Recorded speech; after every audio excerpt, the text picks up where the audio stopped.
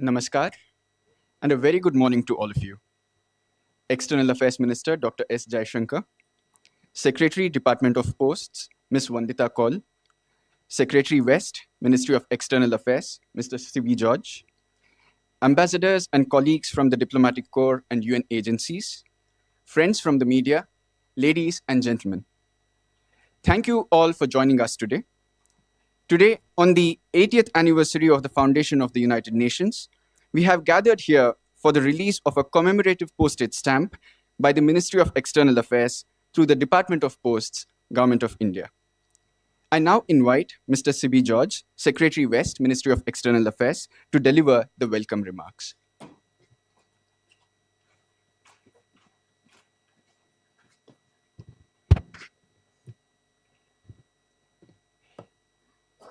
Good morning, everybody. Excellencies, ladies and gentlemen, I would like to thank External Affairs Minister and Secretary, Department of Posts for gracing today's occasion. Release of the commemorative postage stamp on the 80th anniversary of the United Nations. On behalf of Ministry of External Affairs, I welcome you all to this gathering. I extend my best wishes to member states and UN officials on UN Day. India's commitment to the principles and charter of the UN and multilateralism is well recognized. It is one of the major tenets of our foreign policy. Today is the fifth such release of a postage stamp commemorating UN anniversary. Department of Posts have previously released similar such commemorative postage stamps, including on the 50th and 75th anniversaries. This year, the final design was chosen through an open design competition. I am happy to note that the number of entries received were almost 740,000 from thousands of schools and colleges across the country. I would like to take this opportunity to thank the Department of Posts for its steadfast support and also congratulate all the students who participated in this program. As we celebrate 80 years of the UN, it is also a time for all of us to introspect on the years gone by, as well as the future of the UN. You would all agree that the UN needs to be relevant and in sync with the changes that have taken place since its establishment in 1945. This is an opportune movement to reform structures, restore credibility, and deliver where it matters the most. I once again like to thank External Affairs Minister and Secretary Posts for gracing today's event. Thank you to all of you. Thank you.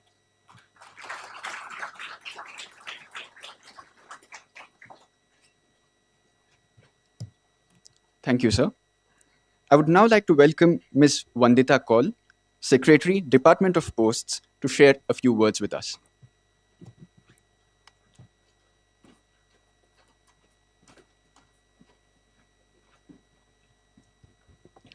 Honorable Minister of External Affairs, Secretary West, MEA, Excellencies, ladies and gentlemen, it is indeed a privilege to join you today as we celebrate 80 years of the United Nations, an institution that has guided the world through challenge and change, reminding us that lasting peace and progress are built on cooperation.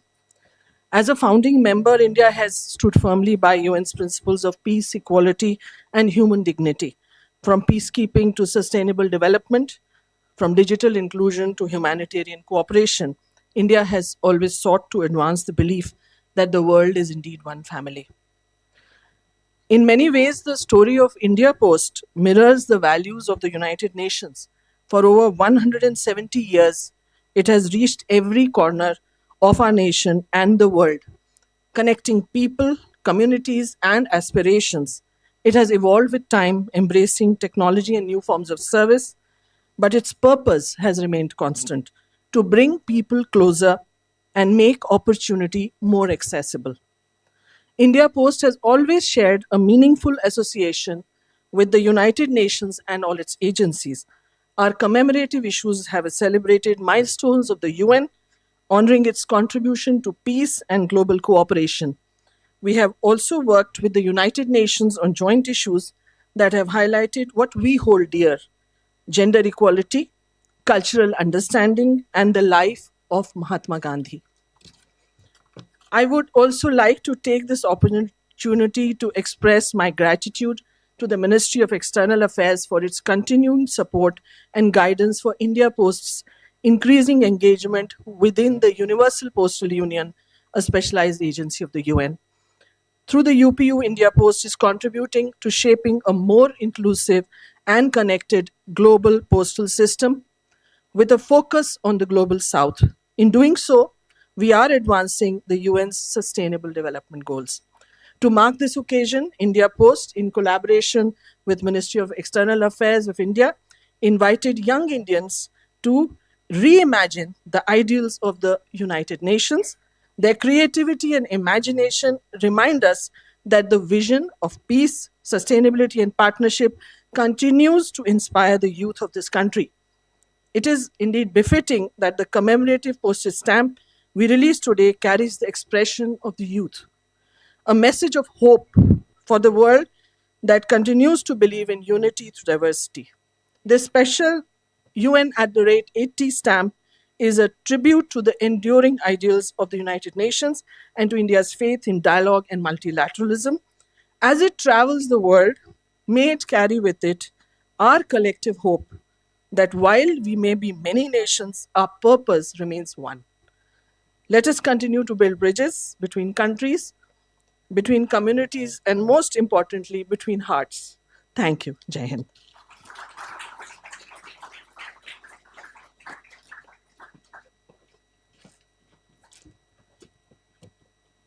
Thank you for your remarks, ma'am.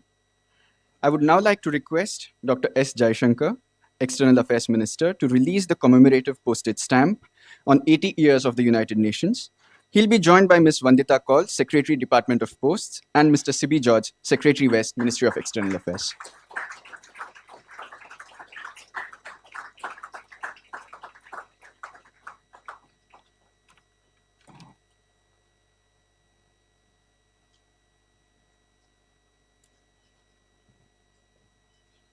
We also have a short video commemorating the release of the postage stamp, which will now be played.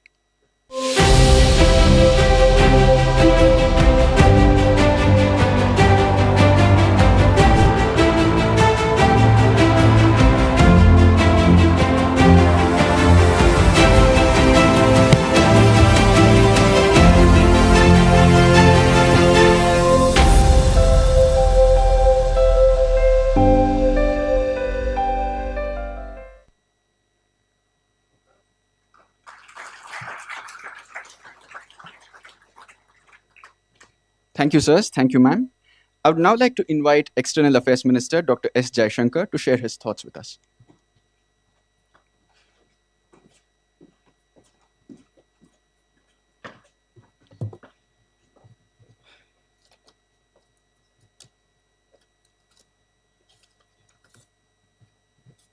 Secretary Post, Vandita Kaulji, Secretary West, Sibi Georgie, Excellencies, ladies and gentlemen. Thank you for joining us this morning, and it's really a great pleasure to see so many of you here. I take it as a statement of our collective attachment to the United Nations on this important anniversary at a time when the world is perhaps passing through somewhat difficult circumstances. It is truly a great pleasure to be with you here on this special occasion as we celebrate the 80th anniversary of the United Nations. As a founding member state of the UN, I extend warm wishes to all present on United Nations Day.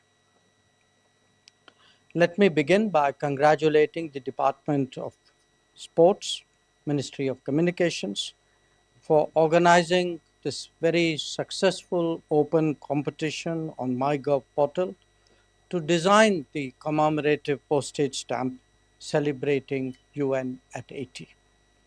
As we heard from Secretary West, there were more than 740,000 entries which were received from students of classes 9 to 12 across the country and from arts colleges across India. It must have been a very difficult job to select the winning entry, but I also want to say that the stamp that was selected, which was unveiled a little while ago, certainly depicts the need for peace in this era of conflict. Even today, we are regrettably witnessing multiple major conflicts that not only take a great toll on human lives, but impact the well-being of the entire international community. The global south, in particular, has felt this pain, even as the more developed insulated themselves from consequences. An 80th anniversary is a significant milestone for any institution. On UN Day, I would like to reiterate India's commitment to the ideals of peace and security, as well as development and progress. India has always been and will continue to be a strong votary of the United Nations and indeed of multilateralism. Our commitment to global peace and security is reflected, amongst others, in our staunch support for peacekeeping, and I'm very glad that the first day cover captures that particular facet as well. We visualize this as a fundamental obligation of a conscientious member. The energies and resources that we have devoted and the sacrifices that our personnel have made certainly ensure that the world is a better place.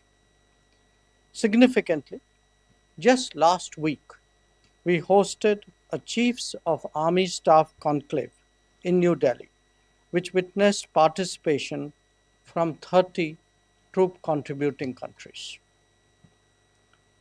That said, we must also recognize that all is not well with the United Nations. Its decision making neither reflects its membership nor addresses global priorities. Its debates have become increasingly polarized and its working visibly gridlocked. Any meaningful reform is obstructed using the reform process itself.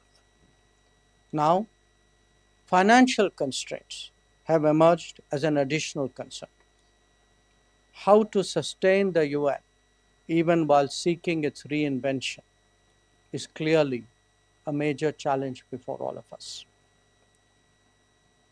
Few examples are more telling about the challenges facing the UN than its response to terrorism.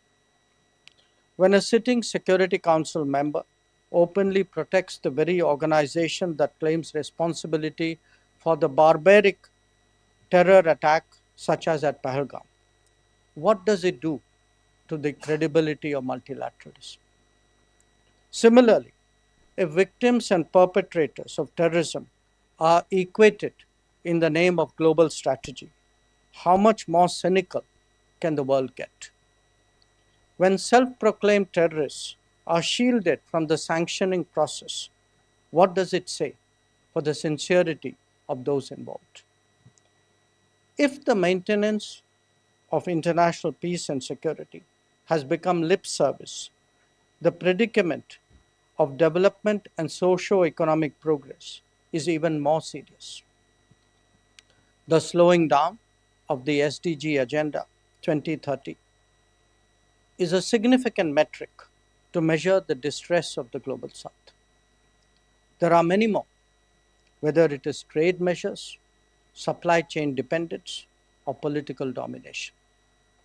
Yet, on such a notable anniversary, we cannot abandon hope. However difficult, the commitment to multilateralism must remain strong. However flawed, the United Nations must be supported in this time of crisis. Our faith in international cooperation must be reiterated and indeed renewed. It is in that spirit that we all meet to mark this occasion and seek to build a better world. I thank you again for joining us on this important day, on this important anniversary. And as my colleagues said, I think at the end of the day, what unites us is what is most important. And the fact that we are meeting here today, I think, sends a message in itself. Thank you for your attention.